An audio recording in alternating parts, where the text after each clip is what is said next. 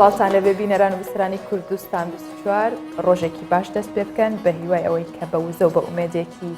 باشەوە دەست بکەن بە ڕۆژەکەتان تا تەندروست باش و هەمیشە لە خۆشییا بن. ئێمەش کۆمەڵێ بڕگە و بابەتی تایبەتمان بۆ ئامادە کردوون. پرۆگرامی ڕۆژ باش بێبەش نییە لە هەموو بابەتەکان لە هەموو ئەو سێکتەرانەی کە پەیوەندی بە ژیانی ڕۆژانەمانەوە هەیە. بۆی ئەمڕۆ گرنگی بە کۆبوونەوەکانی پەرلەمانەین جیاواز لە باسەکانی کۆرۆناش، بەڵام بێگومان کۆرۆناش لەبیر ناکەین و باس و خواسی زیاتری لەسەرەکەین. سڵاو سۆمان. سڵاو هاژا، سڵاو بینەران و بیسەرانی ڕۆژباشی کوردستان 24 کاتژمێر حوتی سەر لە بەیانیە و پرۆگرامی ڕۆژباشی کوردستان 24 وەکو هەموو ڕۆژەکانی دیکە خۆی و ستافەکەی خۆی بۆ ئێوە ئامادە کردوکە جوانترین باشترین زانیاریەکان و ئەو بابەتانەی کە پەیوەندیدارن بە هەرێمی کوردستان بە تایبەتی و وڵاتانی دراوسێمان و جیهانیش بەگشتی هەموو زانیاریانتان لە پرۆگرامی ڕۆژباش بۆ بخەینەڕۆ. هیوادارین کە ڕۆژێکی خۆش لەگەڵ ئێمەیە دەست پێ بکەن. و سەرەتا وەک کاژە باسی کرد ئێمە کۆمەڵی هەواڵ و بابەتمان هەیە وەکو هەمیشەش بە کورتێک لە هەواڵەکان دەست پێەکەین کە بزانین چی لە جیهان و لە ناوخۆی کوردستان ڕوودەدات. فەرموو.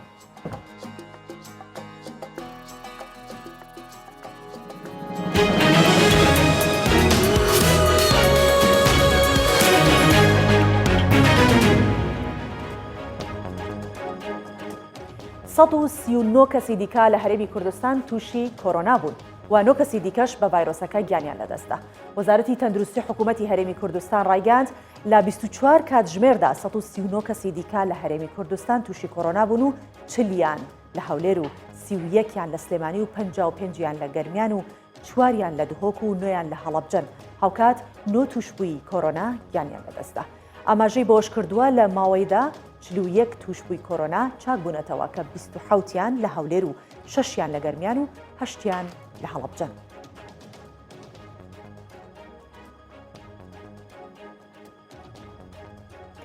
هاتوچۆ بۆ ماوەی 5 ڕۆژ لە سنووری پارێزگای هەولێر قەدەغە کرا. ژووری ئۆپراسیۆنی پارێزگای هەولێر لە ڕاگەندراوێکدا ئاشکرای کرد کە بەهۆی مەترسی تەشەنەکردنی ڤایرۆسی کۆرۆنا بڕیار درا بۆ ماوەی 5 ڕۆژ هاتوچۆ بە هەموو شێوەیەک قەدەغە بکرێت. لە کاتژمێر 12 شەوی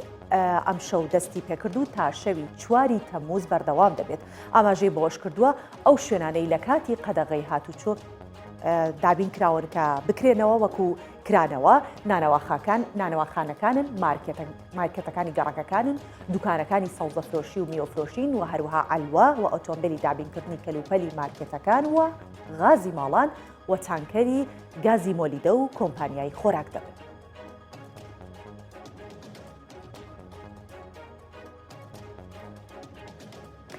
لە ڕۆژانی قەدەغەی هاتوچۆ پرۆسەی دابەشکردنی موچە بەردەوام دەبێت. جوتیار عادل گوتەبێژی حکوومەتی هەرێمی کوردستان ڕایدەگەنێت لە ماوەی ڕۆژانی قەدەغەی هاتوچۆ پشووی ڕاگەندراوی دام و دەستگا فەرمیەکانی هەرێمی کوردستان و ستافی وەزیران و ئەو فەرمانبەرانەی کە زۆر پێویستن دەوامی ئاسایی خۆیان دەکەن و پرۆسەی دابەشکردنی موچەش بەپێی ئەو لیستەی کە وەزارەتی دارایی و ئابووری ڕایدەگەنێت بەردەوام دەبێت. داواش لە هاوڵاتیان دەکات پابەندی ڕێنمایەکانی تەندروستی بن.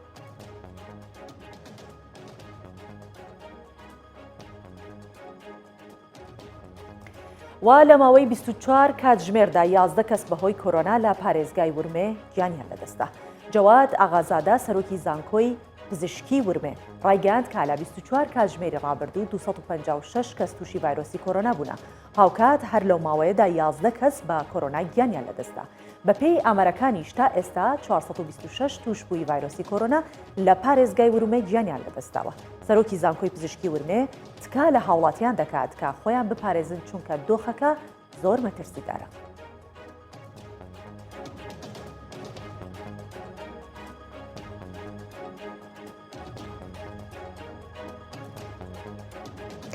دو 2140 کەسی دیکە لە عێراق تووشی ڤایرۆسی کۆرۆنا بوون. وەزارەتی تەندروستی و ژینگەی عێراق ڕایگەاند لە 24 کاتژمێردا 2140 کەسی دیکە تووشی ڤایرۆسی کۆرۆنا بوونە و 96 تووشبووی ڤایرۆسەکەش گیانیان لەدەستاوە. هەروەها 1184 تووشبووش چاک بوونەتەوە. تا ئێستا 45402 کەس لە عێراق تووشی ڤایرۆسی کۆرۆنا بوون و 1756 کەس گیانیان لەدەستاوە. 21122 تووشبووش چاک بوونەتەوە.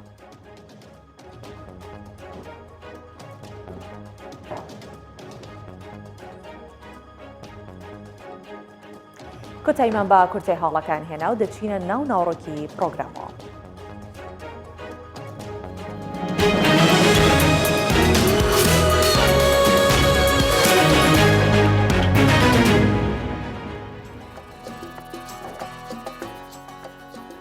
دەستپێکی پرۆگرامەکە یاخودە و ناوڕۆکی کە سەڤان باسیەکە هەمیشە چینە ناوڕۆکی پرۆگرامەکە یەکسەر بە پاکێجێکی تایبەت بە کوردستان و ژینگە و بەروبوومی خۆماڵی دەست پێەکەین کە زەمان پێ ئەبەخشێت بێگومان بۆ ئەوی کە بزانین ئێمە بە بەردەوام لە کوردستانێکی ئاوادانە ئاژین و زیاتر پارێزگاری لێ بکەین. بەڵێ بەڵام سەرەتا باسی ئەوواکەین پێشەوەی چینە سەر پاکێجەکە وەکوەزانین کە وەزارتی ناوخۆ ماوەی 6 ڕۆژی دیاری کردووە کە لە سبێنەوە دەست پێکات بۆی کە قەدەغی هاتوچۆ هەبێ بەڵام وەزارتی پەروەردە ڕوونکردنەوەیەک لەبارەی تاقیکردنەوەکانیش بڵاوکاتەوە دوایەوەی ژووری ئۆپەراسیۆنی هەولێر لە پێناو خۆپارێزی لە توشبوون بە تەشەنەکردنی ڤایرۆسی کۆرۆنا بڕیاریە تا ڕۆژی 4 مانگی داهاتوو هاتوچۆ لە تەواوی پارێزگای هەولێر قەدەغە بکرێت و وەزارتی پەروەردەی حکوومەتی یاریمی کوردستان ڕوونکردنەوەیکی لەبارەی ئەنجامدانی تاقیکردنەوەکانیش بڵاو کردوتەوە کە لە ڕوونکردنەوەکە هاتووەڵە پاش گفتوگۆ لەگەڵ سەرۆکی ژووری ئۆپەراسیۆنەکانی پارێزگای هەولێر تاقیکردنەوەکانی قۆناغی پەنجەمی پەیمانگەکان و تاقیکردنەوەی و پراکتیکی قۆناغی 12 ئامادەیی و پیشەیی لە ڕۆژانی قەدەغی هاتوچۆ وەک خۆی بەردەوامە بێت و پارێزگای هەولێر کار ئاسانی پێویست بۆ ئەو کاتانە کات و لەو بارێشەوە کاراسانی بۆ هەموو قوتابیان و خوێندکاران نەکرێت. بەڵێ بەدڵنیایە هەر کاتێک هەر بڕیارێک لەبارەی قەدەغی هاتوچۆوە دەردەکرێت لە ژووری ئۆپراسیۆنەکان بێت یا وەزارەتی ناوخۆ بێت ئەمەوە ئەکات کە هەندێک حاڵەت هەیە تایبەتە ئەوانە بە شێوازێکی دیکە ماوەڵیان لەگەڵدا بکرێت وەکو تاقیکردنەوەکان یان هەر بابەتە دیکە کە پەیوەندی هەیە زۆر ڕاستەوخۆ بە ژیانی هاوڵاتیانەوە. بەڵێ بۆ زانینی کەش و هەوایە ڕەوشی پارێزگای هەموو پارێزگاکان بەگشتی ئەمە هەموو ڕۆژە پامنێران وەرەگرین بەڵام سەرەتا ئەمڕۆ لە دوهۆکەوە دەست پێەکەین ماهیر شنگالیمان لەگەڵا بێت بزانین زانیاریەکان لای ئەو چیە ڕۆژ باش ماهێت بەهێرسێکی باش زانیاریەکان لای تۆ چییە چی ئەگوزەرە لە دوهۆک ڕۆژ باش هەواڵان ڕۆژە خێر خۆشیە بێ ئینشاءڵڵا دوورژی کۆرۆنای بگومان ئەمزێ بەسا ڕەوشا کۆرۆنای لە پارێزگا هاتووەکێ بکەم لە 24 مێرین دەربازبووی وەزارەتە تەندروستی 4 حەلە لە پارێزگا هاتووەکێ بەڵافکردن یەک شوانجی و تەمەنێوی 31 ساڵ بوو خوا نۆژدار بکوژێ ئارێک دەبوو لە پارێزگا سلێمانی هات بوو دنجێک و ڕەگەز مێ بوو خەڵکە پارێزگا هاتووەکە ئەو خۆشی هەر نۆژدار بوو و بەرکەتیە نۆژدارێکی بوو توش بوو بوویژی دۆیژێک و تەمەنەوی 21 ساڵەژی خەلکی نەحیا کەلاکەژی شوفێرەژی دنجی تەمەنەوی 28 ساڵە ئەبخە خەلکی باردەراشە و نەحیا دارتوویەژی ئەو بخە شوفێرە حالەتی دنجی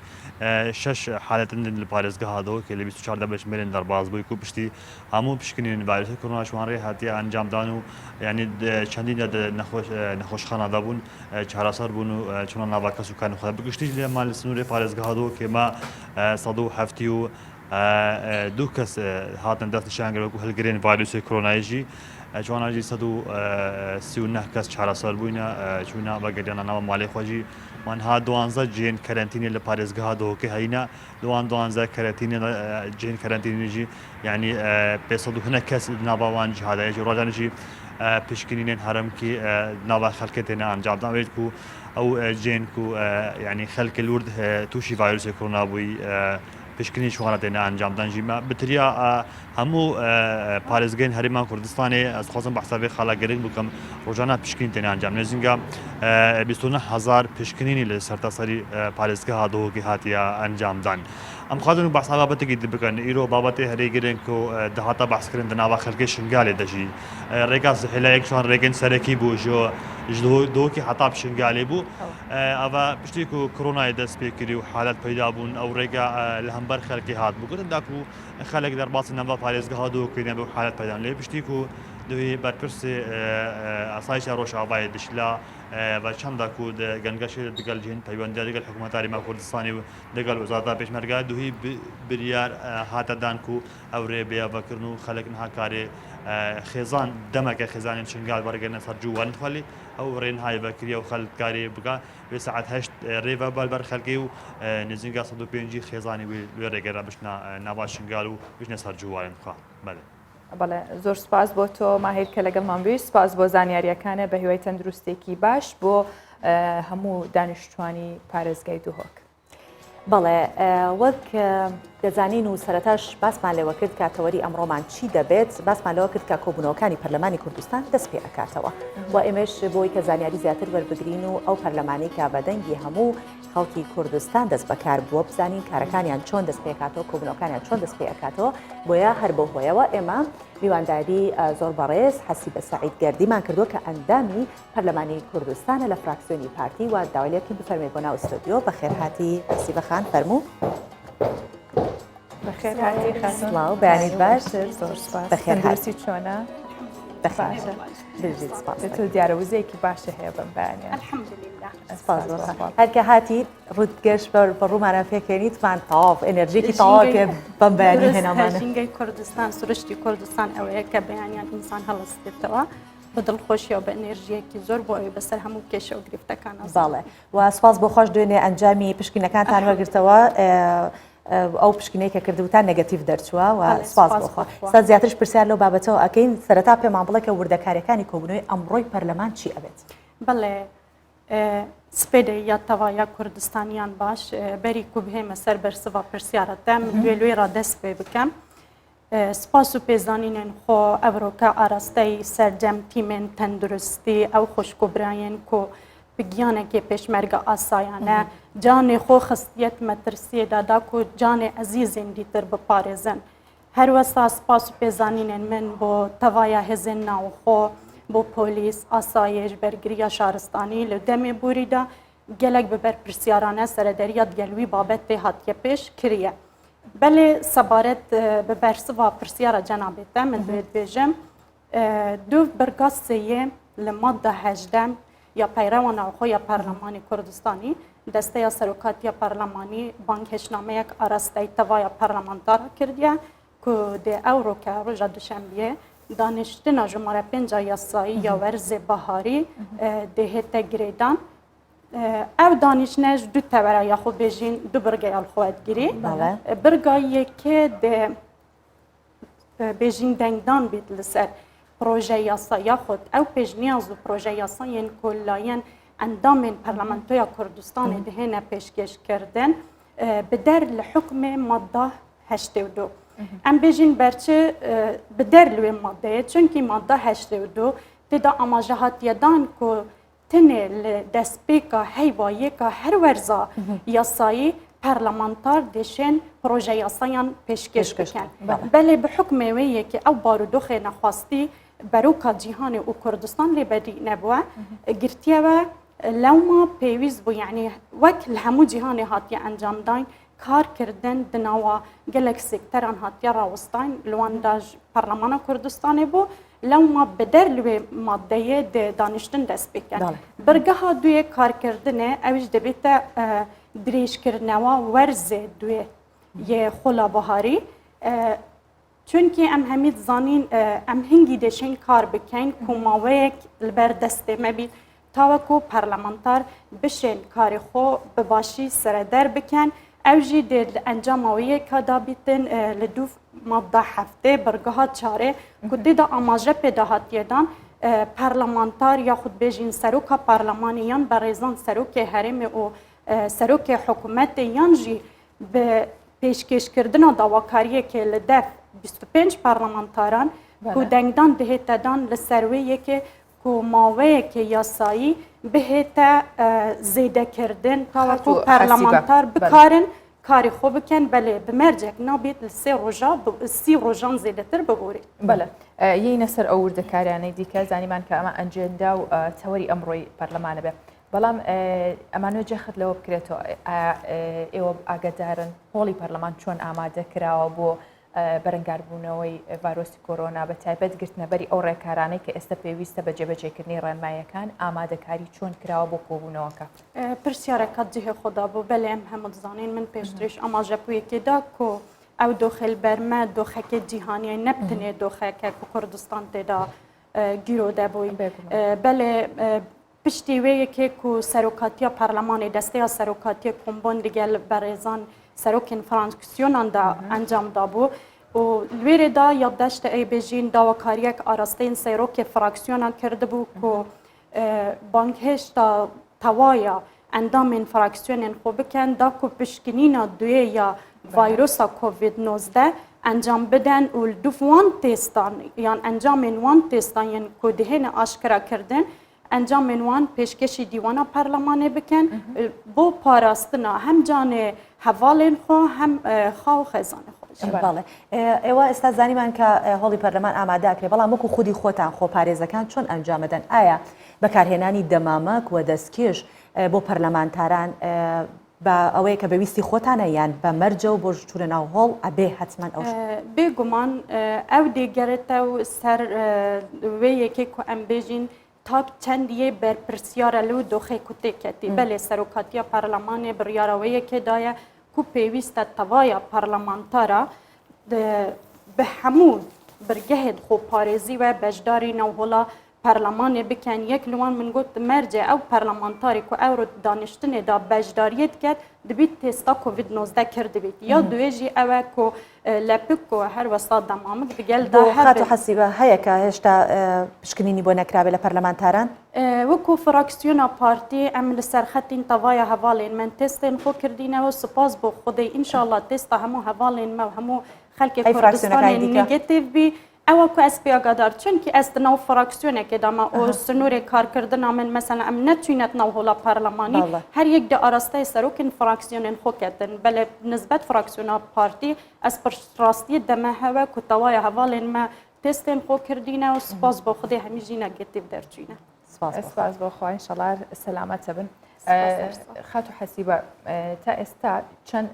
پێشنیار یاسا تەقدیم کراوە و پێچی ئەمڕۆ ئەو پێشنیازانە چۆن دەنگی دەسە یاخود چۆن وەربگیرێت بله که ام سحکینه من براکی آماجه پویکی کرد که دانشنا افرو که دانشنا جماره پنجا یاسایی دبیتن به حکم ایویه که کومت خلا بهاره یا ورز دوی سالا کار کردن ما یا خلا پنجه من نشیای و کو پیوست کار بکن دستی روش هنه درش کردن اولویت وان پروژان جوان او دبن ین کو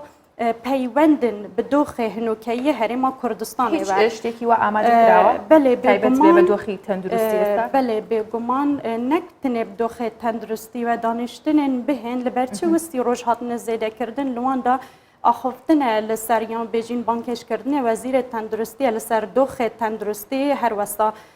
ناوچین کشه لسرت سنور ماده 140 هر وستا کشه یا سیستم پرورده و آریشه میت های بو سالا به تا خوندن اگر درجبونا کووید 19 و بیت گلوه مدویتن بانکشت حکومت بکن لسر انجام وان قرضه و دوخ ابو دارایی هرما کردستان و دانشتنک یعنی خود بیجین بانکش کردن نشان دادانستان کار یا کو سردان حکومت بغدا کردی بزانین داخل رکابتن روان گهشتینه چه اولویت بو بانک هشکردنی وزیری تندرستی بد بنیازن کی بانک کن یا خود لبرنامه تانه لکم دانشتنا بانک بله ام زانین یعنی دوخ تندرستی دوخ که هری هستیاره و روشا تندرستی بگشتی یا برای بیجین داشکاندنه که هاتی او جی دو هوکار الخواه دگری یک پابند نبونا خلکی بوان ریکار و رینمایین کل سرطایا درست بونا کووید 19 او ریکار تقدیم کرده خلکه که زور یعنی باوری دگلوی یکی دانه بو که او آریشه هبید یان تشتگ بید تک هلاوه ململانه که سیاسی هاته کردن ببه اوی که حس ببر پرسیارتی بکرد برانبر سر و مال و جان حوالاتین کردستانه او یا دویه جی بیجین حتی هنوکش سیناریوی که یا هی لپشت بیکاری و دا کو یعنی بیجین کس بخرسترین پیشوان پرسیت یاسایین کل پرلمان کردستانی چه بویلوان جی با نمونه مهیا پرسک هری گرن که دیگه واقع کردستانی دیتا انجام دان پرسا چاک سازیه است ام کسح کینید بینین گلک تنگزه اخسترین برکه و پرسا چاک سازیه او بو کووید 19 و جان حوالاتیت ما تێکەلی ململانەیەکە سیاسی هاتەکردن و مخابنی و ئەم دبینین ڕۆژ بە ڕۆژ ئامارێت گیان لە دەستدانێ زێدەتر دەبن ڕێژەیە توشبوونا زێدەتر دەبیتن بە حکمێ کارێمەیە پەرلەمانتاری ئەم دگەل هەندێک هەواڵان لەسەر خەتین ئەوێت کو ڕاستە و خۆی یعنی تووشی وێ ڤایرۆسن یان هەلگرێت وێ ڤایرۆسین ئەم دەبینین دۆخێوان گەلێکی مەترسیدارە و گەلێک هەواڵ هەبووینە باوەڕ بکە دگرین هەناسەیان وان ناهێ مخابنیوە ئەست بێژم یعنی ئەگەر چێتەوە پرسیار ئاراستەی من ژینە کردیە لە هەرێما کوردستانی یاکو پێویستە ئەم جێبجێ بکەین بۆ ئەوڕۆیا کوردستانی پرسا چاکسازیەیە. باشە کەواتە ئەگەر پرسی چاکسازی بۆ شێوەیە گرنگە کە دەبێت داشتی پەرلەمانی لەسەر بکرێت و جەنابشتان باس لەواکەن تێکەڵکێشێک لە کۆڤید-19 کراوە لەگەڵ بابەتی سیاسیە کە دەڵێن ئەمە بابەتێکی سیاسی لەگەڵ تێکەڵاو کراوە ئێوە لە دانیشتەکەی وەرزی یەکەمتانەوەکو پەرلەمانی کوردستان ئەولەویەت بە کامیەک لەمانە دەدەن کە کاری لێ بکەن یاخود ئەولەویەت لە دانیشتنی یەکەمتان چ شتێک دەبێت؟ بەڵێ پرسا چاکسازیە کاری پەرلەمانیە تەواو بوو ئیدی کەتە دەست لایەنە جێبجێکار کۆ حکوومەتە هەرێما کوردستانیە مەدیت کۆ بدەنگی زۆرینەیە پەرلەمانێ و سوپاس بۆ خودەی هەموو زۆربەی ئەندامên فراکسیۆنا bi dil û canekê zor niştimaniyanê di navhola perlemanê piştgiriya prosesa çaksaziyê kir ku li Kurdistanê biçîte dwarê cêbicêkirinê. Belê mixabinî we piştî ku li perlemanê derbas bûye û arastê hikûmetê kira medît debîte tengezeyek li berdem hindek kesa dê gelek maf û imtiyazin yan xwe evêt ku bindîwarekê zor hey dê mafên wan lê hêne wergirtin mav bo xawenê wê hête zivrandin li pişt sêbera xelkê me canê wan saxlemiya wan têkelî wê dikin û wedikin ku ew pirse bihête paşexistin. Lewma yanî hîviya min ew e hemû layenên احزابên ku beşdarê hikûmeta Herêma Kurdistanê wê kabînê da heye çawa wî prose yan bêjîn ew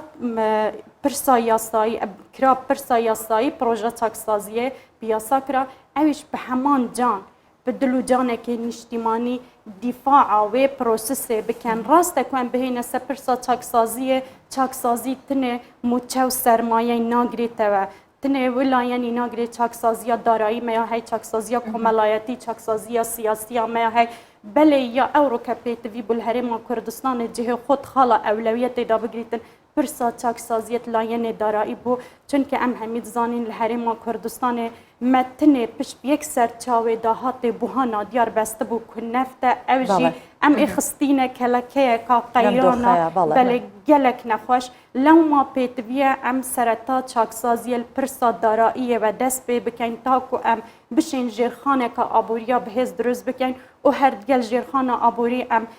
giringiyê bideyne fire çeşinkirina dahatê navxweyî Herêmê Kurdistanê wan bin dîwaran bibirîn ew pilew imtiyazên bi şêweyekê nayasayî dirayne hindek kesa lê bizivrînînewe bideyne wan kesa yên ku istihqaq hey wî katî em dişên rast e hinûke ihtimala xelkekê me we têgehişt bît pirsa çaksaziyê pirseke tinê mafê wan kesa dê wergirî yet ku musteheqin belê hîviya me ئەمانی کە باسیەکەی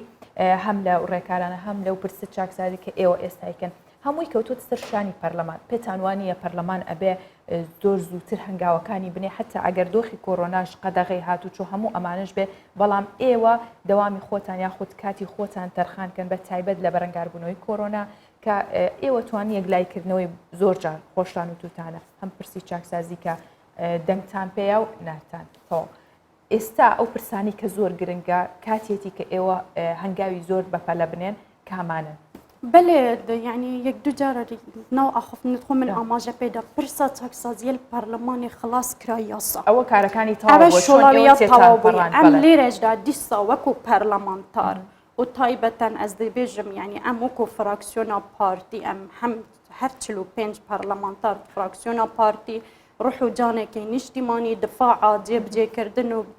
گەهشتنەوارێ پرۆسیسا چاکسازیت کەین لە هەرێما کوردستانێدا ئەس gelek جات بێژمە هەواڵێت خۆ پرسا چاکسازیە یا بوویە شمشێرێک زمانێ گەندەخۆرە یاخود بێژین زمانێ ئەو گەندەخۆرێن سەر سفرا و ئەو قسە زلێت سەر ماڵپەر و میدیایە دبڕیتن لەوما حتا هەنۆکەش بمەترسیەک دبینن لەسەر خوارە هیڤیا من ئەوە پرسا چاکسازیە لایەنێن بەرپرسیار وەک وێ ناوەڕۆکاتنا و یاسایە چاکسازیێدا هەیە بگەهینە خەلکێ me نەک bi wê daڕشtinê بۆ بکەن یا ku wan divêtin di ber jewendiya xwe da seng û buhayê wê pirsê نیشان بدەن. بەڵێ زۆر سپاس دەکەین خات و حەسیبە سعیدگەردی کە پەرلەمانتاری فراکسیۆنی پارتی لەگەڵمان بووی لە ستۆدیۆ ڕۆژباش. سپاس بۆ گفتوگۆ لەگەڵمانە. gelek spas her saq و سەلام بەخێر هاتی دووبارە سپاس. لەبەر گرنگی تەوەرەکە بابەتەکەمان دواخستۆمان لە سەرەتای پرۆگرامەکە باسی ئەوم کردکە ئێمە یەکسەر بە پاکێجی شوێنێکی کوردستان بەرهەمێکی کوردستان دەست پێکەین بۆی کە هەمیشە بە بیرتان بینەوە کوردستان چەند ئاوادانە چەند بەروبوومی جوانمان هەیە ژینگەیەکی چەند باشمان هەیە بۆیە ئێستا باسی پاکێجەکەتان بۆکەین و پیشانتانین کە دانیشتوانی گوندی خوێلین لە سنووری ناحیەی سەنگاو ماوەی 200 ساڵە لە ڕێگەی ئاوی کانیاوەکەی گوندەکەیانەوە دەیان تۆن خوێ بەرهەمەهێنن هەر ناوەکەشیان نزیکە لە خوێکەوە خوێلین بە گوتی دانیشتوانی گوندەکە خوێی ناوچەکە حوت هێندەی خوێی ئاسایی سوێرترە نەگە بتوەیەک ئارە بکەیتە برنجەکەەوە بێ زۆر سەرەکە و چکە چایەکی تێ لەبەر زۆر سوێرە ئەوە جگە لە داهاتەکەش باس ناکرێت کە سەرن کە چەندێک باشە بۆ دانیشتوانەکەی لەگەڵەوەشتا سەرنجی گەشتیارانی ڕاکێشاوە کە ئەم ساڵ بەراورد بە ساڵانی ڕابردوو بەرهەمهێنانی خوێلە و سنوورە کەمی کردووە بزانین بۆ و پێشتریش چۆن بووە. گوندی خوێلین ناوەکەی بەخۆیەوەیەتی 200 ساڵە دانیشتوانی ئەم گوندە سەرقاڵی بەرهەمێنانی خوێن لە ڕێگەی ئاوی کانیاوەکانیانەوە نەگوەک وڵاتانی دیکە لە دەریا و گۆلەکانەوە. دانیشتوانی گوندەکە ئاماژە بەوە دەکەن ناوچەکەیان بووەتە کانگای بەرهەمێنانی خوێ و خوێی گوندەکەش کوالێتێکی بەرزی هەیە و حوت هێندەش لە خوێی ئاسایی سوێرترە. ئەم ساڵیش بەهۆی زۆری بارانبارینەوە گۆلەکان زووتر خوێیان دەرکردووە. بەڵام بەراورد بە ساڵانی 1990 بەرهەمێنانی خوێ کەمی کردووە. نە من و نە باوکشم لە فکری نایەم گۆلانەکەی بۆیم وە ئیشی تیا کراوە وەختی خۆی سە من باوکم ئەڵێ لە کانیسە بە ماتۆر دەرەکرێسە بەبێ ماتۆر ئاوەکە دی وەختی خۆی ئەڵێ بە سەتڵ دەرمان کردووە ئاوەکەمان نەقڵ گۆلەکان کردووە. ئەمە زۆر ینی لە 200 ساڵ بەلێسم 1939 ئەم گۆلانە پێم وا بهەیە.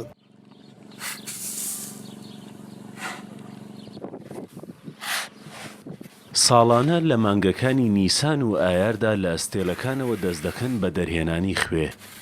سەرەتا ئەوەی قوڕی لەگەڵ بێجیای دەکەنەوە و دواتر گۆلەکان لە قوڕ دەدەن و سواخی دەدەن. لە مانگەکانی حوزەیران و تەمووزیشدا خوێیەکە دەردەکەن و کۆی دەکەنەوە.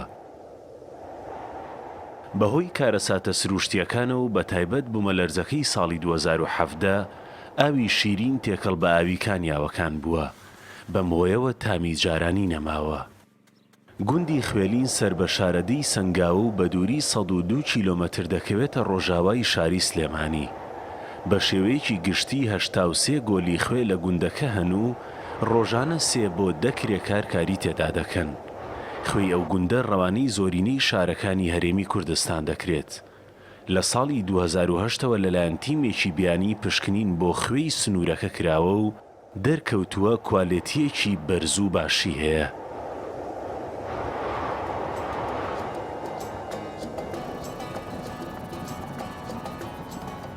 تۆڤان ئەمڕۆ کەشوهەوا بخێنەوە تەمرینێکی لەسەری باڕۆژ کەش و هەوای شارەکانی کوردستان ببینین چونکە زۆر ئاهات بینی چەند باش بوو چونکە زۆر پلەکانی گەرما بە حەدێ بەرز بۆتەوە کە تەنانەت نەسبلێت نەموبەریدا نەپانکە من هەست دەکەم زۆر گەرمامە با بزانین پلەکانی گەرما چەندن وە ئەم هەموو گەرمایە هەیە.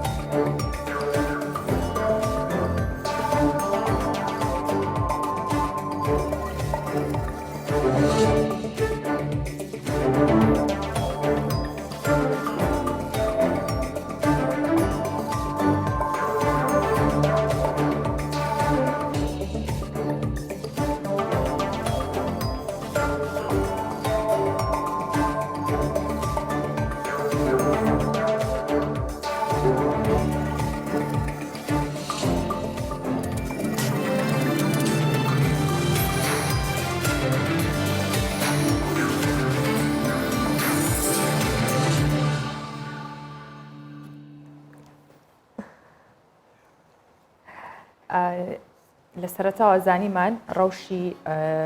ژیان بە تایبەتیش کۆرۆنا لە دهۆک چۆن بوو. ئێستا چینە سلێمانی لە ڕێگەی پامنێرمانەوە هاوکارمانەوە دالیا کەمال زانیاری زیاتر وەرەگرین لەسەر بارودۆخی سلێمانی لەسەر توشبوانی کۆرۆنا لە پارێزگای سلێمانی. ساو لە بەدالیا بە هیوای تەندروستێکی باش بۆ تۆ نازام تا ئێستاش فەحسی کۆرۆنا و کردووە سەلامەتی انشاءله هەر سەلامەتی شەبی دوورە بن لەوەی کە توش بن لە کۆرۆنا بەڵام بارودۆخەکە چۆنە توشبوان دۆخیان چۆنە چەندی دیکە تۆمار کراوە لە سلێمانی. سڵاو هاژە بەیانی ئێوە و بینەرانی کوردستانی چوار باش من پشکنینم بۆ خۆم کردووە دیارە پشکنینەکە زۆر باش دەرچوو هیچ هەڵگری ڤایرۆسەکە نیم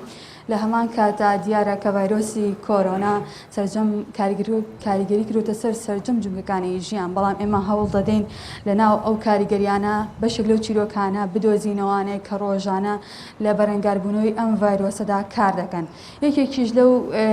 کەسایەتیانە یان لەو کەسانەی کە بەردەوام لە بەرەنگاربوونەوەی ڤایرۆسی کۆرۆنادان دیارە هەر خۆبەخشەکانان کە ئێمە هەمیشە هەوڵ دەدەین کار و ماندووبوونی ئەوان دەربخین. من ئەمەوێت چیرۆکی ئەم دوو گەنجە باس بکەم کە لێرە پەرستارن و کار دەکەن. سەرتا لە نمەوە دەست پێیەکەم نما دیارە کاژمێ شەشونی خەوتۆ ئێستش بەخەبەرە و چاودێری نەخۆشەکانەکە نمە گیانەگە بێتە ئێرە تۆتری لاگەم بەس منەمێ باسی ماندووبوونی تۆ بکەم. تۆ چی ئەڵێ بەو کەسانەی کە تاکو ئێستا ئامادەنی خۆیان لەم ڤایرۆسە بپارێزن لە کاتێکدا ئێوە بەردەوام لە هەوڵ و ماندووبووندان بۆ بەرەنگاربوونەوەی ئەم ڤایرۆسە؟ بەڵێ وەڵا ئێمە بەجددی لێرە زۆر هیلاکیە بینین لەبەرەوەی سەرەتا ئێمە توانیمان کۆنتترۆلی وەزعەکە بکەین بەڵام خەڵق خۆی نەپاراز بۆ ئێستا لە کۆنتترۆل ئێمە نەماوە و هیوادارم ئێستاژ ئەگەر بتوانن خۆپارێزی بکەن تاکو وەزعەکە بەرەو باشی بڕۆ. ئەگەر هەر لە ڕێگەی کوردستان 24 باس لە ژیانی خۆتان کەن کە ئێوە بەشێکی زۆر لە کاتەکانتان ئێستا لە نەخۆشخانەکانە چۆنتۆنی بەسەریە بن چەنە کاتان هەیە بۆ پشودان؟ وەڵاهی بە هەموو ڕۆژەکە لەوانەیە 4 ساعت 5 ساعت کاتمان هەبێ بۆ پشودان لە 24 ساعتی ڕۆژانەمانە بۆیە ینی لۆدێکی زۆر زۆرمان لەسرە و کورسایەکی زۆرمان کەوتۆتە سەرم ماوەیە. دەستەکانە خۆش بێماندوو نەبیت. دکتۆرێکی دیکەم لەگەڵدایە کە ئەو زانیاری زیاترمان هەیە و باز لە بەشی لە کێشەکانە کاپ بۆمان هاژام. سەرتا منیشمەوێ هەروەکو نمەخان باز لەو کێشە و گرفتانە بکەن کە لێرە هەتانە و باز لە ژیانی خۆتان کەن ڕۆژانە کە بەشێکی زۆر لە کاتەکانتان لێرە بەسەر دەبن. دیارە ئێمە وەکو پەرستارانی قاوشی سنتەری ڕوبەڕبوونەوەی ڤایرۆسی کۆرۆنا کە ڕۆژانە 24 ساعت بە دیار نەخۆشەکانەوەین لە قاوش بەڕاستی هەست بە ماندووبوون و هیلاکی زۆری نەخۆشەکانەکەین کە لەم حاڵەتەدا ئێستا بڵێم ئەتوانم بڵێم ڤایرۆسەکە لە کۆنتترۆل دەرچووە ینی ناتوانانی ڕێگری لێ بکەی ئەو نەخۆشانێک ئێستا داخڵە بن هەمویان وەزیان نامستەقڕە یعنی نیشانەیەکی زۆر زۆریان هەیە هەنا ستەنگێکی زۆر زۆریان هەیە کە بەڕاستی داخ بۆ ئەو ڕۆژانە هەڵەکێشن کە نەیانتوانی و پابندی ڕێنمایەکان بن و کە نەیانتوانی و خۆیان بپارێزن نەخۆشی وای لێ بۆ ئەڵێ تەنار سەردانی ماڵێکم کردو توش بووم ئەڵێ چەند مانگە خۆم کەرنتین کردو تەنها سەردانی یەک ماڵم کردو توش بووم ئێساڵێ بەس بڕۆمە دەرەوە اینجازانم چۆن خۆم پارێزم بەڕاستی داوا لە هاوڵاتیانەکەین پابندی ڕێنمایە تەندروستیەکانن بۆ ئەوەی تووشی ئەم کێشەیە نەبوون و داخڵی نەخۆشخانەکان نەبن بەڕاستی ئێستا هیچ قەرەوێڵەیە نەماوە نەخۆشی تا داخڵکەین نەخۆشمان لە ڕاڕەوەکانە داخڵ کردو ئەبێ بڵی ئۆکسسیجینیان بۆ دانی هیچ ئۆکسسیجینێک نەماوە بۆیە داواکانی لە هاوڵاتیان زیاتر پابندی ڕێنمایە تەندروستیەکان بن چێوێژدا بەشێک لە ڕۆژەکانی خۆتان بکەن لەبەرەوەی ئێوە 24 کاتژمێر لێرە لە کار و ئەرگدان باز لە ماندووبوونی خۆتانکەن تاوەکو هاوڵاتیانیش بزان کێو لە چ دۆخێکدان بۆ بەرەنگاربوونی ئەم ڤایرۆسە ئێمە کەوتیمە کە لە دوێنەوە خەفەرین 24 ساعت بەلای نەخۆشەکانەوەی باوەڕ کە تەنها 1 بۆ 2 ساعت خەوتوین یعنی وەزعی نەخۆشەکان زۆر ناجێگیرە ئەبێت دایم بە دیاریانەوە بیدایم خەریکیان بی بۆی کەمێک وەزعیان باشتر بێ کەمێک ئارامیان بۆ بێکە ئیشیان بۆ ئۆکەی ئەگەر بە کورتی جوابی ئەم پرسیاران بیتەوە کە ئێمە سەردانی ئێرەمان کرد بەشێکی زۆر لە دەستکێش و ئەو کەرستانی بەکارەیەندرێ فڕێدرابوو لەم شوێنەیە ئەمە لەلایەن بەشێک لە هاوڵاتیانەوە ڕەنگە فڕێ بدرێکێ سەردانی ئێراکەن چی بەواناڵێ چکە ڕەنگە ئەو دەستکێش و دەوامکە ئێمە بەکارێنین هەڵگری و ڤایرۆسە بێ زۆر ڕاستە بەڕاستی ڕۆژانە لێرە خەڵکێکی زۆر سەردانەکە بە هەم بۆ فەحسکردن هەم بۆ چاودێریکردنی ڕەوشی تەندروستی نەخۆشەکەی کە ئەوانەی کە ماسک و دەستکەش بەکارێنن بەڕاستی پێویستە پابندی ڕێنمایەکانەوە بیخەنە ئەو شوێنەی کە گونجاوە بۆ فڕێدانی دەمامک و دەستکێشەکان چونکە بەڕاستی هەم ئەبێتە هۆی بڵاوکردنەوەی ڤایرۆسەکە هەم ئەبێتە هۆی ناشرینکردنی سیمای شارەکە و نەخۆشخانەکەش بۆیە داواکارین لێیان پابند بن و کە فڕی دەنە ئەو شوێنانی کە بۆیان دیاری کراوە زۆر بێ کە لە ئێستا ئێوە لە پێشەوەی بەرەنگابوونەوەی ڤایرۆسەکان هاژە هیوادارم ئەم پەیامە بگا بە سەرجەم ئەو هاوڵاتیانەی سەردانی نەخۆشخانەکانەکەن ئێمە ڕۆژانە بەرکەوتەی ئەو کێشانە ئابین کە لە شوێنەکانە دەستکێش و دەمامک بەکارێنرێەوە سەرجەم دکتۆرەکان هۆشداری بە هاوڵاتیانەدەن ڕەنگە ئەو دەستکێش و دەمامکی بەکار دەهێنرێت هەڵگری ڤایرۆسەکە بێ ئەو کەسی هەڵی دەگرێتەوە ببێتە هەڵگری ڤایرۆسەکە جارێکی دیکە بۆیە داوا لە هاوڵاتیانەکەن پابند بن بۆ ڕێنماییانەوە بەڵێ زۆر سپاس دالیا سپاس بۆ ئێوە بە هیوای پارێزراوی بۆ ئێوە بۆ سەرجەم کارمەندانی تەندروستی کە هەمیشە ڕاگەیاندکاران بە وێنەی کارمەندانی تەندروستی ماندوون و مەترسی لەسەر ژیانیان هەیە بە هیوای ساغ و سەلامەتی بۆ ئێوە و گەیشتنی ئەو پەیامەش کە ئێوە هەمیشە توانیوتانە لە ڕێگەی دەنگ و ڕەنگی کەناڵەکانەوە بیگەێنە هەموو هاوڵاتیان بە تایبەتیش ئێستا کە ژینگە لە مەترسی پیسبوونە بە دەستکێش و دەمامک. بەڵێ زۆر سپاس بۆ تۆ دالیاکە لەگەڵمان. هەروەک ئێستا هاژە ئاماژەی بۆ کرد کە ڕۆژنامەنووسان کەسانێکن کە هاوچەشنی تەنانەت پێشمەرگەکان ئەوە کارمەندانی تەندروستی لە هەر بارودۆخێکی نەخوازراوە ڕۆژنامەنووسان لە پێشەوەن لە خەتی پێشەوەن لەگەڵ هەموو ئەو کەسانی کە ئەگەر پارێزگاری لە سنووری وڵاتەکەن یاخود ئەگەر پارێزگاری لە تەندروستی هاوڵاتیان ئەکەن بۆیە چینێکن یان توێژێکن کە بەڕاستی کاریان جێی دەستیان دیارە بۆ هۆی کە سەبارەت بوان ئێمە بابەتێکمان هەیە کە تا ئێستا 40 ڕۆژنامەنووس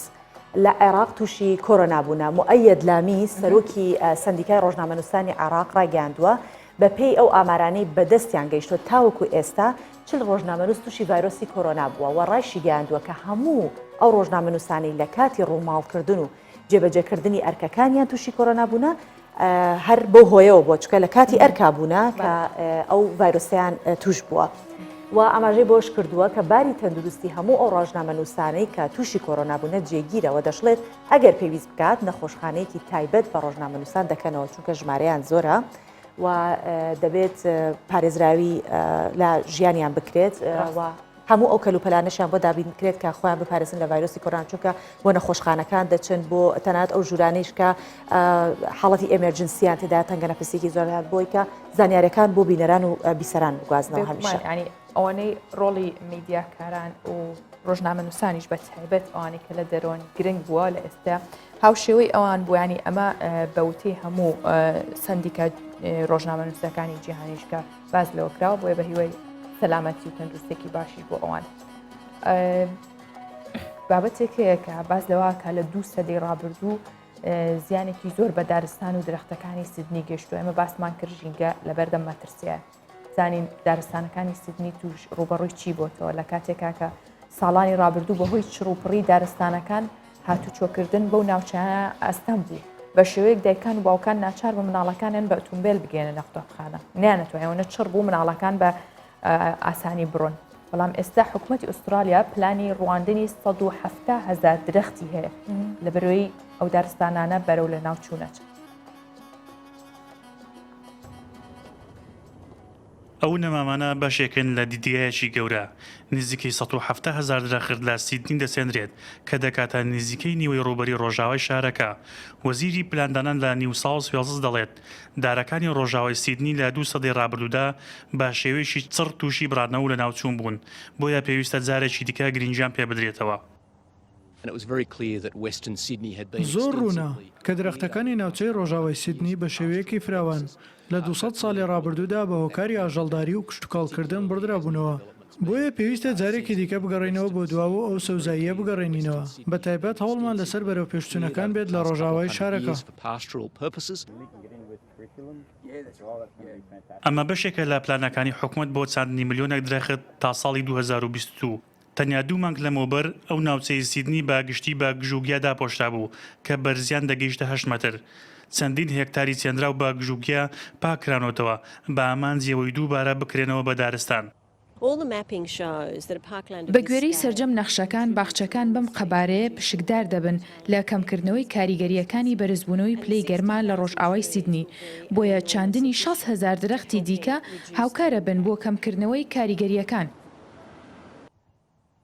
بەداپۆشینی کەمتر لە سەدادەی ڕوبەرەکە بەدار وای کردبوو لە وەرزی هاویندا تێپەڕبوون بە ناوچەکانی دەوروبەری ئاستەم بێت، بۆیە زۆربەی باوک و دایکەکان ناچار بوون منداڵەکانیان بە ئۆتۆمبیل بگێنە قوتابخانە. لە وەرزی بەهاردا بە چاندنی ئەو 500 درەختە لە دەوروبەری شارەکە دیمەنەکان سۆز پۆشتر دەردەکەون.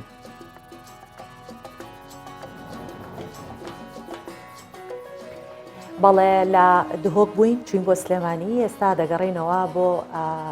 پایتەختی هەرمی کوردستان لە هەولێر و لەوێ لێرە نەورەسمان لەگەڵا کە نەورەس عەبدوڵڵا پێمان دەڵێت کە ڕەوشی شاری هەولێر بە چ شێوەیەکە. ئەم کاتت باش نەورەس و هیوادارین کە تەندروست باش بی فەرموو. زۆر سپاس سۆڤان هاژە بەیانتان باش بەیانیستوار باش. ئەمڕۆ ڕۆژێکی گرنگە لە پایتەختی هەرێمی کوردستان بۆی کۆمەڵێک کۆبوونەوەی گرنگ بەڕێوەدەچێت. بزیتنەوەی گۆڕانشاندێکی بەڵای بزیتنەوەی گۆڕان ئەمڕۆ لە سلێمانیەوە دێتە هەولێر لە هەولێر لەگەڵ کۆمەڵی ئیسلامی کوردستان کاتژمێر 11 کۆبوونەوەکانیان دەست پێ دەکات و دواتر دوای نیوەڕۆ لەگەڵ شاندێکی بەڵای پارتی دیموکراتی کوردستان کۆ دەبنەوە مەبەستی گفتوگۆکردن لەسەر ئەم باردۆخی ئێستا کە لە هەرێمی کوردستان هەیە و لە هەمان کاتدا پەیوەندیەکانی نێوان حزبەکان وەکو گۆڕان کۆمەڵ گۆڕان پارتی و لە هەمان کاتدا پەیوەندی نێوان هەرێمی کوردستان حکوومەتی هەرێمی کوردستان لەگەڵ دانوستانەکان لەگەڵ حکوومەتی بەغدا ئەمانە تەوەری سەرەکی گفتوگۆکان دەبن و لە هەمان کاتدا باسکردن لە جێبەجێکردنیان گاوەکانی چاکسازی کە لە یەکی هەفتەوە دەچێتە بواری جێبەجێکردنەوە. وەروە سۆبان دوێنێ پارێزگاری هەولێر بڕیاریدا کە قەڵغڵی هاتچۆ ئەمڕۆ کاتژمێر یاخود بڵین لە سبەی کاتژمێر 5 بەیانیەوە بخرێتە بواری جێبەجێکردنەوەمە ناڕوونێکی زۆری لە هەوڵەتەن دروست کرد ویان زانێ بوو کە لە ئەمڕۆ قەدەغ هاتچۆیە. بەڵام دواتر پارێزگای هەولێر ڕاگەیاندنی پارێزگای هەولێر ڕوونکردنەوەیدا کە ئەوان لە شەوی 29 لەسەر سی واتا قەدەغی هاتچۆ ئەمڕۆ ڕۆژێکی ئاساییە تەنیا بە ڕێکارەکانی خۆپارێزیە. بەڵام لە سبەیەوە بێگومان قەدەغی هاتچۆی سەرتاسەریە بۆ ماوەی 6 ڕۆژ لە پارێزگای هەولێر سۆڤان. زۆر سپاس دەکەی نەورەس کە لەگەڵمان بوویت و سپاس بۆ زانیاریەکانت. سپاس بۆ تۆ. سەرگۆرجیانی بەریتانیا کە لە ماوەی ڕابردووە تووشی نەخۆشی بوو بۆ سەلماندنی باشی تەندروستی شناوە کات. بۆریس جۆنسن سەرۆکوەزیرانی بەریتانیا دڵنیایی لەبارەی باشی تەندروستی دەدات و لە ناو نووسنگەکەی خۆی لە بەردەم چاوی کامێرە چەند شناوێکەکات لە کاتی چاوپێکەوتنی لەلایەنی کێک لە میدیاکانی جیهان لە وەڵامی یەکێک لە پرسیارەکانی ڕۆژنامە نووسەکە لەبارەی دۆخی تەندروستی دوای چاکبوونەوەی لە توشبوون بە کۆرۆنا بۆریس جۆنسن ڕایگەیاند وەک ئەسب وایە و ئێستا بە کردارەی سەلمێنێک کە تەندروستی باشە بۆ ئەم مەبەستە لە ناو نووسنگەکەی خۆیان چەند شناوێکی کرد وێنەی شناوکردنی بۆریس جۆنسن سەرۆکوەزیرانی بەریتانیا دەنگدانەوەی زۆری لە ناو شەقامی بەریتانیا و میدیاکانی جیهان لێکەوتەوە و سەدان کۆمنتی تەنج ئامێنجی بۆ نووسراوە. بەڵێ چونکە هاژە ئەو فترەیە کە کەرنتینە کراو لە نەخۆشخانە بوو دۆخی تەندروستی باش نەبوو هەتا تەنانەت خێزانەکەشی چون دووگیان بوو لەو شوێنی کە بەیەکەوە دەژیان دوگازرایەوە چوو بۆ شوێنێکی تر بۆ پاراستنی تەندروستی خۆی و کۆرپەلەکەی و دیارە ئێستا دەیەوێت هێزی خۆی بنوێنێت کە من هەم سەرۆک وەزیرانێکی زۆر تەندروستم هەم باوکێکی زۆر تەندروستیشم. کۆرۆنا و ڕێکارەکانی خۆپاراستن لەو ڤایرۆسە بە جۆرێک کاریگەری لەسەر سێکتەرەکان هەبووە تەنانەت ئێستا لە ناو فیلمەکانیشا لە شوێنی ئەکتەر و کەسایەتیەکان ڕۆڵی ینی ئێمە پێشتر باسمان کرد کە لە زۆربەی کافتریاکان یاخود ڕێستۆرانتەکان و مەطعمەکان ڕۆبۆتەکانە هاتن خواردنیانە هێنا ئێستا ڕۆبۆت جێی ئەکتەرەکانی شەگرێتەوە سۆڤان وا بێت بەم شێوەیە بەم چەشنە بڕوات ئێمە لەسەر کەنەپەی ماڵەوە ئیتر ئەدانیشین و ناجوڵەن هیچ کارێک ناکەین تەنها هەموو شتێک ڕۆبۆتەکانێکن و ڕۆبۆتەکان ڕۆڵی سەرەکی لە یەکێک لە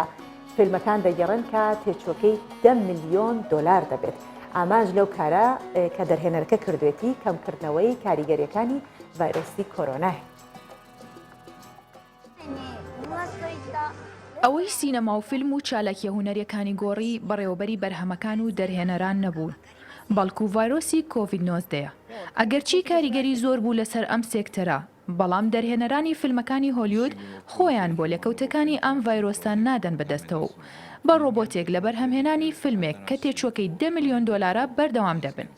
ماڵپەری هۆلیوود ریپۆرتەر ئاشکرای کردووە ستافی دەرهێنەرانی فیلمی سینەمایی بی کە بڕیار بوو ئەم ساڵ دەست بە وێنەگرتنی فیلمەکەیان بکەن بڕیاریانداوە ڕۆبۆتێکی ژاپۆنی بۆ ڕۆڵی سەرەکی فیلمەکە دەستنیشان بکەن و بەکاری بهێنن. سام خوزی سەرپەرشتیاری گشتی کاریگەریە گرافیکیەکانی فیلمەکە ڕایگەاندووە ئێریکا کە ڕۆبۆتێکی ژاپۆنیە بۆ ڕۆڵی سەرەکی فیلمەکە دەستنیشان کراوە ئەو ڕۆبۆتە لە سەرەتاوە بۆ ئەو ڕۆڵە پەرەی پێدراوە و دروست کراوە وتیشی بێگومان ئەو کۆدی لە ناودا جێگیر کراوە بۆ ڕۆڵبینین لە ڕێگەی ئامێرێکی زیرەکی دەستکرد AI بێ کێشە نابێت بەڵام لە ڕێگەی ڕاهێنان و هونەری سینەماییەوە هەوڵی داپۆشینی دەدەین.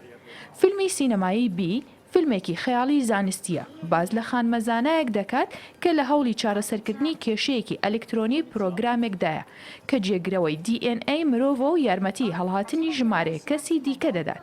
تێچووی فیلمەکە 7 ملیۆن دلارە لەلایەن کۆمپانیاکانی تێنتێن گلۆبال بۆندین کاپیتال میدیاوە بەرهەم دەهێنرێت بەهۆی ئەو دۆخەی ڤایرۆسی کۆرۆنا لە جیهان دروستی کردووە بووە هۆی وەستاندنی پیشەسازی فیلم بۆیە بڕیاردرا ئەو ڕۆڵە بە ڕۆبۆتی ئێریکا بگێردرێت و هەر ئەم ساڵیش دەست بکرێتەوە بەکاری وێنەگرتنی فیلمەکە.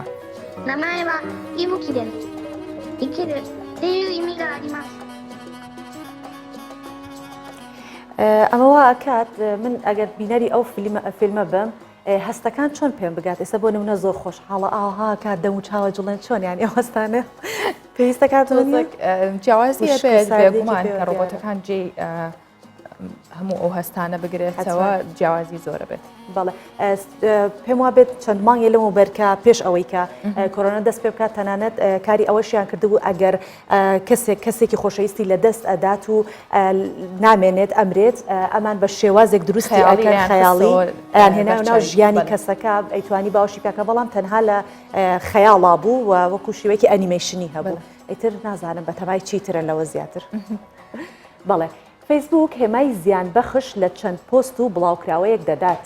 تۆڕی کۆمەڵایەتی فیسبوک بڕیاریدا هێمای زیان بەخش لەو پۆست و ڤیدیۆ وێنانە بدرێت کە بڵاوکردنەوەیان ڕق و چینە لە ناو خەڵکە بڵاوەکاتەوە. ئەو بابەتەی لەلایەن فیسبوکەوە هێمای زیان بەخشیان لێ دەدرێت زیاتر ئەوانن کە ڕق و چینە بەرامبەر ئاین نەتەوە تایبەتمەندی و ڕەگەزەکان بڵاو دەکەنەوە. و کۆمپانیای فیسبوک ئەڵێ چی ئەڵێ ئاماژەی بۆش کردووە کە بەهۆی بەهای هەواڵی بەشێک لە بابەتەکان ناسڕێتەوە بەڵام هێمای زیان بەخشیان لێ دەدات. اینجا بسڕێتەوە باشترەوەی ئەو لۆگۆی لێن کە زیان بەخشە لە ئینستاگرام شتێکی لەو بابەتە هەیە کە ئەدوچێت ئەمە بۆ بینین ناکرێت بەڵام ئەگەر کلیکی لەسەر بکەیت ئەتوانی بیبینیت. نازانم تر ئەمە چۆن بە شێوازێکە ئەگەر هێماکەی بخەنە سەر ئەکرێت دواتر سەیری بکات کەسەکە یاخود هەروەکەوەی کە هێمای ناقص هەژدا یان زاید هەژدا منە؟ بەڵێ. بەرگە و بابەتەکانی ڕۆژ باشمان پێشکەشکردن بۆ هیواین کاتێکی باشتان هەبوو بێ لەگەڵ ئێمە و دواتر دەستکەن بە ناوخواتێکی بەیانی خۆش ئەنجا بە دیار هەواڵەکانی کوردستان 24ەوە کە کاتژمێر 8 بۆ ئێوەی خوێنینەوە کاتەکانتان بەڕێ بکەن بە هیوای تەندروستێکی باش هەمیشە ساغ و سەلامەت بن و هەر شاد بن. کەواتە ئێمە لێرەترێتان دەڵێن خواتان لەگەڵ و لە ژووری هەواڵەکان و لە بڵتونی هەواڵەکان لەگەڵمان بەردەوام بن. خواتان لەگەڵ.